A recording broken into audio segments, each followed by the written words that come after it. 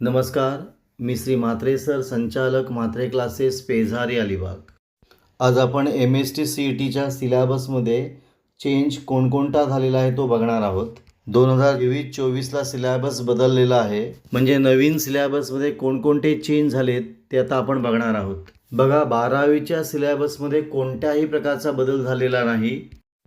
म्हणजे स्टेट बोर्डच्या 12वीच्या पुस्तकामध्ये जेवढा सिलॅबस आहे तेवढाच CETसाठी सिलॅबस आहे. मग चेंज कोणता झालेला आहे तर 11वीसाठी थोडा चेंज केलेला आहे. आता फिजिक्सचा हा जुना सिलॅबस दिलेला आहे. त्यामध्ये कोणकोणते चॅप्टर आहेत? Motion in the plane, law of motion, gravitation, thermal properties of matter, sound, optics, electrostatics आणि सेमीकंडक्टर. मग नवीन सिलॅबसमध्ये काय वाढवलेलं आहे? Vector, error analysis. फिजिक्सचा नवीन सिलॅबस बघूया. बघा, नवीन सिलॅबसमध्ये काय वाढवलेलं आहे? व्हेक्टर आणि एरर ॲनालिसिस.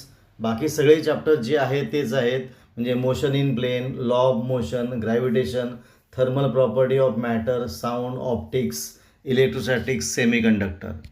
मग ह्याच्यामध्ये एक्स्ट्रा चॅप्टर कोणता वाढवलेला आहे तर व्हेक्टर आणि एरर ॲनालिसिस. आता केमिस्ट्रीमध्ये काय काय चेंज केलं ते आपण बघूया. आता जुना केमिस्ट्रीचा सिलॅबस कसा आहे ते बघूया. Some basic concept of chemistry, structure of atoms, chemical bonding, redox reaction, element of group 1 and group 2, states of matter, त्याच्यानंतर adsorption and colloids, hydrocarbon, basic principle of organic chemistry. मग या जुन्यामध्ये कोणता चॅप्टर ॲड केलेला आहे तर chemistry in everyday life.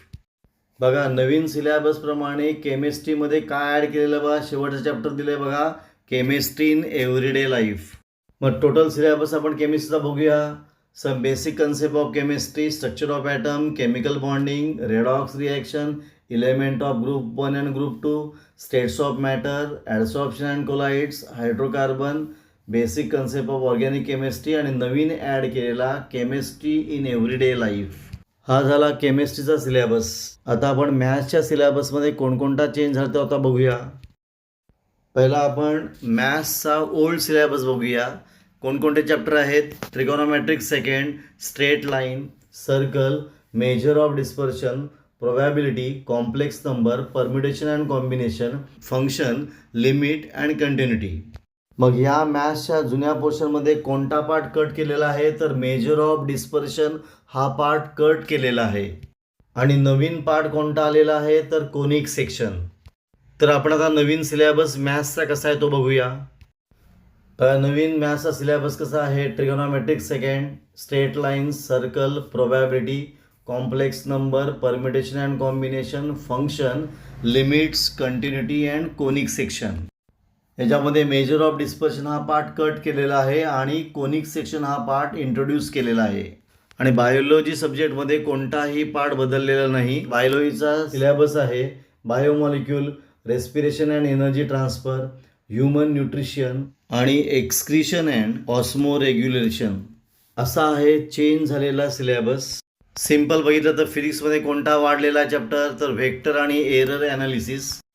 केमिस्ट्रीमध्ये काय वाढलेलं आहे तर केमिस्ट्री इन एव्हरीडे लाईफ. आणि मॅथ्समध्ये काय ॲड केलेलं आहे तर कोनिक सेक्शन आणि काय काढलेलं आहे तर मेजर ऑफ डिस्पर्शन. आणि बायोलॉजीमध्ये जो सिलॅबस आहे तोच सिलॅबस आहे. हा चेंज झालेला सिलॅबस फक्त 11वीच्या सिलॅबससाठी आहे. 12वीच्या सिलॅबसमध्ये कोणताही चेंज केलेला नाही.